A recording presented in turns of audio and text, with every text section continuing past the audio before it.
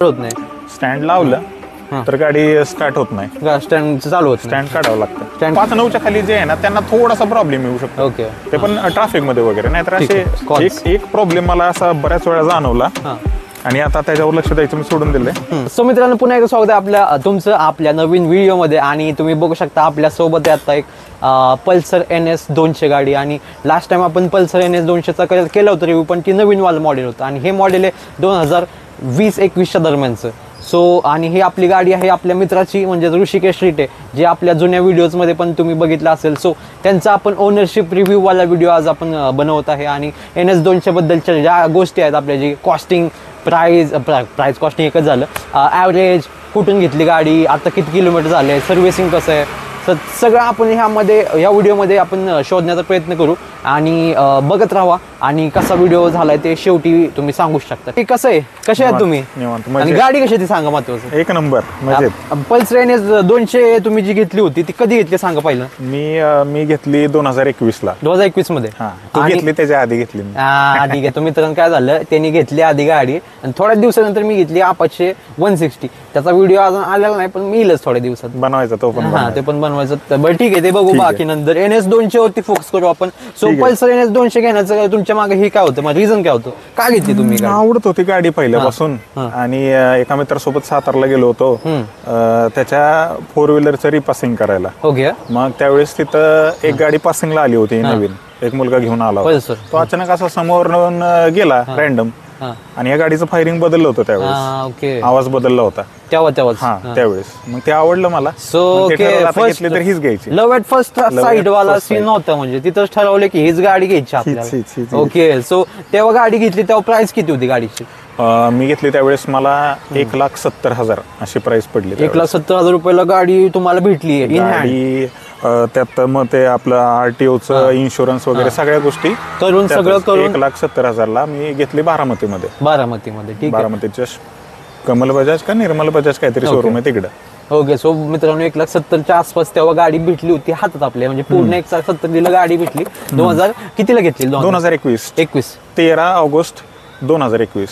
So मित्रांनो, माझ्या दीदीचा पण बर्थडे असतो आणि रक्षाबंधन होतं त्या दिवशी. ओके. सो सगळ्या गोष्टी जुळून आल्या होत्या. ठीक आहे. So nice. आणि मग आपल्याला ऍव्हरेज किती देते गाडी, तुम्ही सांगू शकता का? गाडी ही ऍव्हरेज मला लॉंगला चांगली देते. लॉंगला चांगली? 40 पडतं. कधी कधी मी सुरुवातीच्या काळात मी 40, 41, 42, 43 असं पण निघालेलं आहे. चेक करून काढलेलं आहे त्यावेळेस. म्हणजे आता काय एवढे आता वेळ नसल्यामुळे आता काय करत नाही चेक. सिटीमध्ये जरा कमीच पडतं. सिटीमध्ये 30-32 असं पडतं. 30-32 वाटतं, चेक नाही केलं पण तेवढंच असावं. कंपनीने किती? मी कमी सांगतो, कंपनीनं 35-36 असं दिलेलं आहे. 35-36 ऍव्हरेज दिला मित्रांनो. सिटीमध्ये अंदाज घ्या तुम्ही 32 आणि 30च्या आसपास पडतो. आणि जर तुम्ही लॉंगला गेला तर 40-45. लॉंगला जास्त पडतं. लॉंगला जास्त पडतं, ते नेहमीच आहे. म्हणजे इथून ज्यावेळेस मी घरी जातो ना, आरामात कमीत कमी पेट्रोल मध्ये तेवढं मी अंतर कापतो. ओके. घरी जाताना. ओके. नाईस. आणि बाकी यामध्ये टॉप स्पीड गाडीचं किती, आणि तुम्ही किती टॉप स्पीडला गेलाय? स्पीड मी गेलोय, सुरुवातीला गेलो मी, परत चालवली नाही जास्त, कारण गाडी घेतल्यानंतर 1 वर्ष झाल्यानंतर छोटासा मॅटर झाला होता तुला. ओके. थोडं त्यानंतर मग मी काय गाडी एवढी जास्त पळवली नाही, पण तेवढ्या सुरुवातीच्या 1 वर्षाच्या काळात पळवली. मी नेली होती 131-132 पर्यंत. Oh my God, 131. आणि माझा मित्र एक सातारचा प्रदीप म्हणून, प्रदीप जाधव, तुला माहित असेल. पद्या एकदा बसला गाडी चालवायला, मी मागे बसलो, तर पद्याने 138-139 ला नेले होते विदाऊट हेल्मेट. काहीच नाही. मित्राचं लग्न होतं. असं करायचं नाही.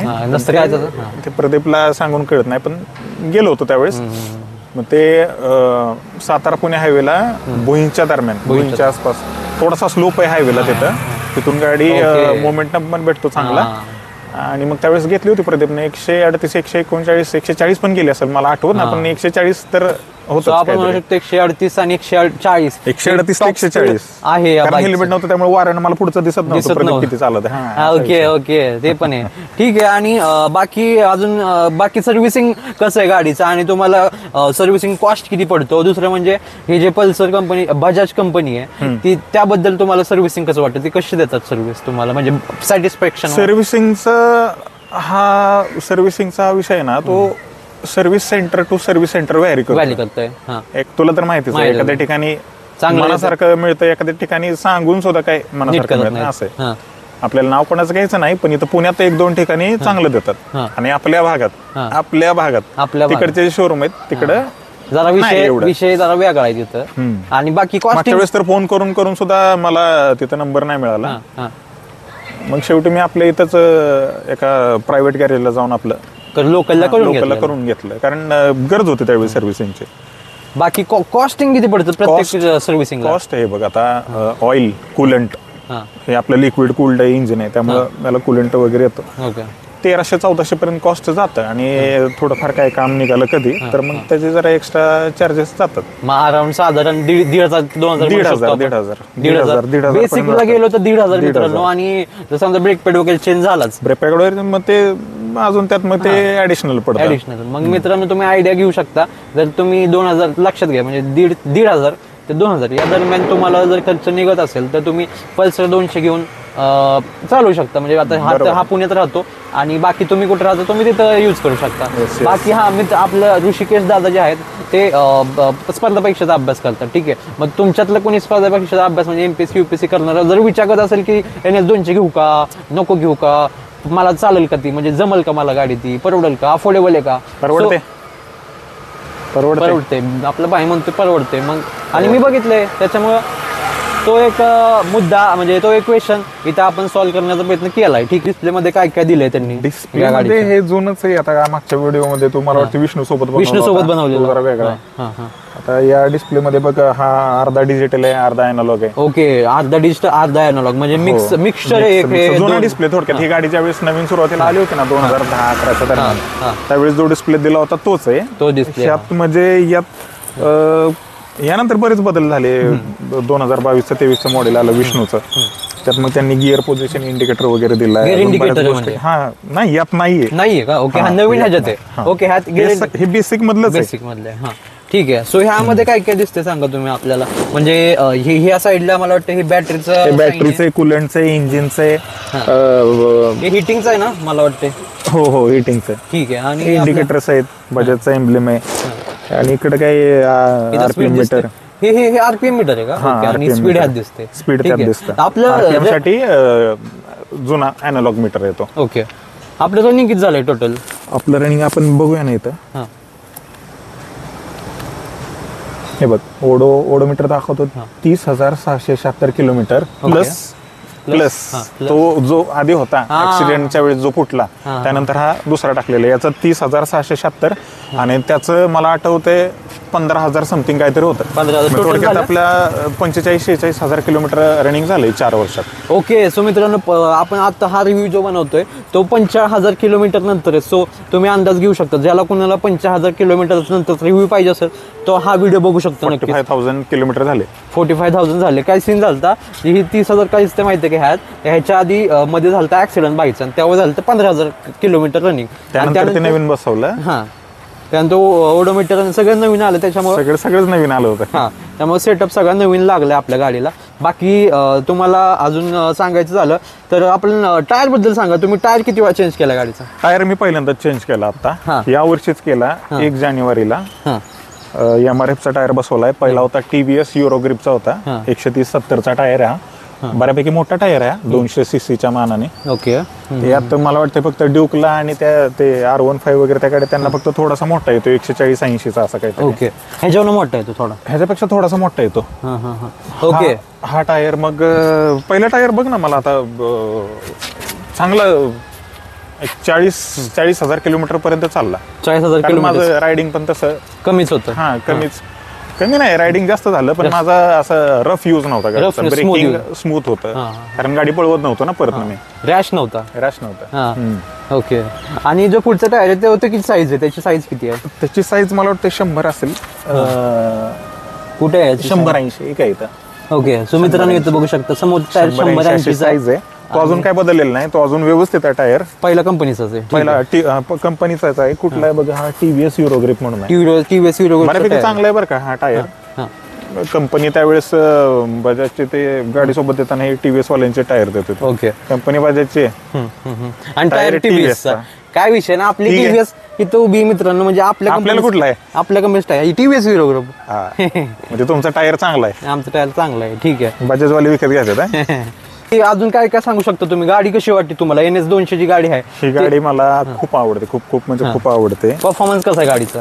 गाडीचं परफॉर्मन्स, ही गाडी पॉवरला ऐकत नाही बऱ्यापैकी. म्हणजे असं मी 200 सेगमेंट मधल्या बऱ्यापैकी गाड्या बघितल्या, त्यात ही गाडी जास्त पॉवरफुल आहे असं वाटतं. पॉवरफुल आहे असं ऑब्विसली, कारण टॉर्क पण जास्त आहे याची.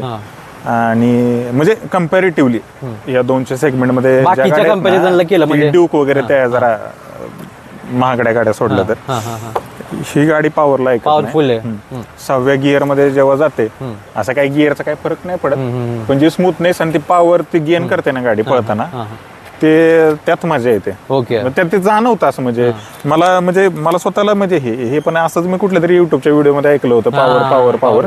पण मला स्वतःला जाणवलं. आणि माझ्या मित्राने चैतन्य माहित असतं तुला, चैतन्य पण ओनर आहे आपल्या कुठल्या गाडीचा, N160 चा त्याचा पण व्हिडिओ येतोय पुढच्या आठवड्यात.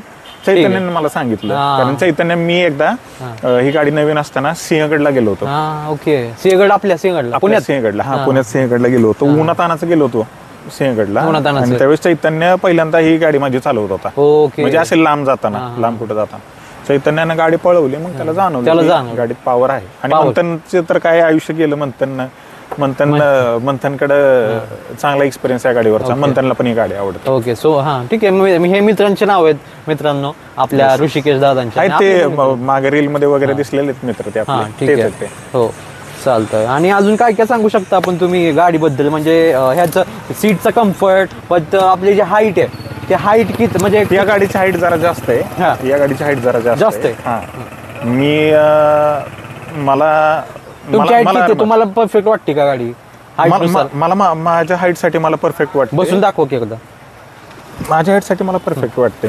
एकदम इझी मध्ये पाय पोचतात वगैरे, काय अडचण येत नाही. ज्याची उंची 5'8" किंवा 5'9", 5'8" खाली आहे ना, त्याला थोडासा प्रॉब्लेम येऊ शकतो. ओके. आणि तुमची उंची किती आहे? माझी 5'11" वरती आहे. 5'11" ते 6 दरम्यान असे एक्झॅक्ट मला पण नाही माहित, पण अंदाजे 182 सेंटीमीटर असं काहीतरी भरतं. पण ते माझ्यासाठी कम्फर्टेबल आहे. 5'8" आणि 5'9", 5'9" खाली जे आहे ना, त्यांना थोडासा प्रॉब्लेम येऊ शकतो. ओके. ते पण ट्रॅफिक मध्ये वगैरे. नाहीतर असे होत नाही. स्टँड लावलं तर गाडी स्टार्ट होत नाही. स्टँड चालू होत, स्टँड काढावं लागतं. स्टँड इतर वेळी काय नाही वाटणार. ठीक आहे. तुम्ही मित्रांनो बघू शकता त्यांची हाईट 5'9" आसपास आहे. आणि त्यांना कशी वाटते गाडी तुम्हाला अंदाज येतोय. आणि तुमची हाईट किती आहे त्याच्यावर अंदाज लावा की हाईट कशी वाटेल तुम्हाला. ठीक आहे. 5'9" नाही, 5'11" वरती. 5'11" वरती का? अच्छा. ओके. सॉरी. 5'9" खालच्या थोडासा दिक्कत होईल. 5'11" ओके. परफेक्ट बाईक आहे. ठीक आहे. बाकी अजून काय काय सांगू शकता? हेडलाईट बद्दल सांगा. तुमच्या हेडलाईट आता कसं आहे, हे हॅलोजन लाईट्स आहेत, त्यामुळं ट्रॅडिशनल लाईट आहे. कोणाला ते कमी वाटते, कोणाला हीच आवडते. तसं मला हीच आवडते. ते मला LED पांढरा लाईट वगैरे ते मला आवडत नाहीत. समोरच्या डोळ्याला त्रास होतो, आणि समोरचा नाही म्हणलं तरी शिवी देतो. मी पण देतो, तू पण देतो. कारण त्रास होतो रे, काही गरज नाहीये. बरोबर आहे. या लाईटनं आपल्याला दिसतंय पुरेसं, बस. चालू करून दाखवा की. म्हणजे हे आपली लाईट चालू करायची. ओके. सो मित्रांनो तुम्ही बघू शकता लाईट कशी दिसते, त्याचा थ्रो दाखवण्याचा मी प्रयत्न करतो. इकडे आसपास अंधार पूर्ण पडलेला नाही, लाईटचा थ्रो नाही दिसणार. आता स्विफ्ट वरती थोडंसं चमकल्यागत वाटतंय, पण आता अंदाज जास्त नाही, त्याच्यामुळे आपल्याला लाईटचा अंदाजच घेऊ शकत. लाईटचा अंदाज आपण आता घेऊ शकत नाहीये. ठीक आहे. लाईट पुरेसे LED लावतात ना, त्यांना जेवढं दिसतं तेवढं मला पण दिसतं. ओके. गाडीच्या लाईटनं समोरच्याला जास्त दिसतं असं. आपल्याला फायरिंग ऐकवा की गाडीचं कसं आहे फायरिंग? नक्कीच. सायलेन्सरचं मला साईड स्टँड काढावं लागेल त्यासाठी. काढा ना भाई. ते सांगा की मग साईड स्टँडचं काय सीन आहे? गाडी गिअर मध्ये असेल आणि साईड स्टँड सुरू असेल तर बाईक सुरूच होत नाही. ओके. म्हणजे आपल्याला स्टँड काढावं लागतं. ही सेफ्टी फीचर आहे थोडक्यात. Safety feature. जेव्हा स्टँड असेल तेव्हा गाडी स्टार्ट काढावं लागते. एकदा स्टँड काढून गाडी स्टार्ट करा. ओके.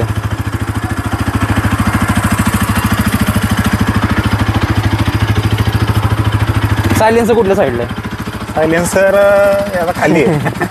ओके. सो मित्रांनो हे छोटा सायलेन्सर आहे आपल्या ह्या गाडीला. म्हणजे नॉर्मल गाड्यांना कसं मोठा सायलेन्सर असतो, इथपर्यंत असतो, पण ह्या गाडीचा जो आहे तो एकदम खाली सायलेन्सर. आणि त्याचं फायरिंग तुम्ही ऐकू शकता. आता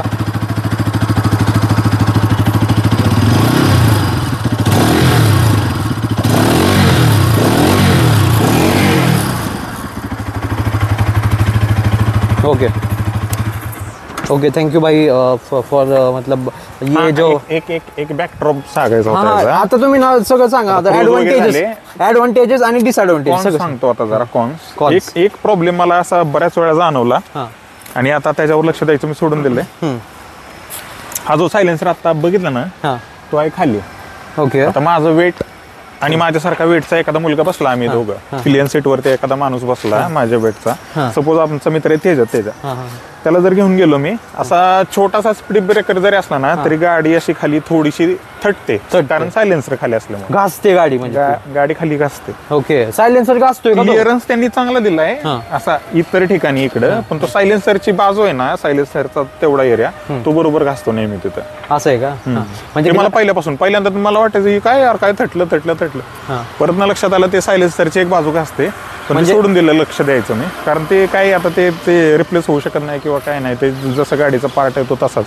सायलेन्सर इकडून काढून दुसरीकडे तर लावू शकत नाही, म्हणजे ते सोडून दिलेलं आहे. म्हणजे ग्राउंड क्लिअरन्स कमी आहे गाडीला. ग्राउंड क्लिअरन्स जास्त आहे तसा बघितला तर, म्हणजे कंपनीच्या त्या याच्यामध्ये ना तो जास्त दिलाय. ते सायलेन्सर खाली असल्यामुळे ती गाडी थटते. ओके, थोडासा जर एक्स्ट्रा वेट वाला माणूस असेल ना माझ्यासारखा किंवा बॅक सीट वरती त्याच्यासारखा आपल्या किंवा माझ्यासारखाच एखादा दुसरा, तर ती गाडी शॉक ज्यावेळेस म्हणजे आपण स्पीड ब्रेकर वरून जातो किंवा खड्ड्यातून नाही शक्यतो, पण स्पीड ब्रेकर जो असतो ना नॉर्मल सोडून जर एखादा हे असेल, आता तुझी गाडी नाही थटणार खाली, आपली गाडी तिकडे मित्रांनो, पण ही थटणार खाली. ठीक आहे, थटते. आणि मग ते जे सायलेन्सर खाली त्यात पाण्याचा काही सीन होतो का? म्हणजे समजा पाणी साठलंय नाही असं मध्ये, आता एवढं पाणी साठल्यावर तर जाणारच, पण नाही आतापर्यंत असं काय नाही झालं. अडकलेलं नाही तुम्ही कधी नाही, पाण्यात? नाही. ओके, ठीक आहे.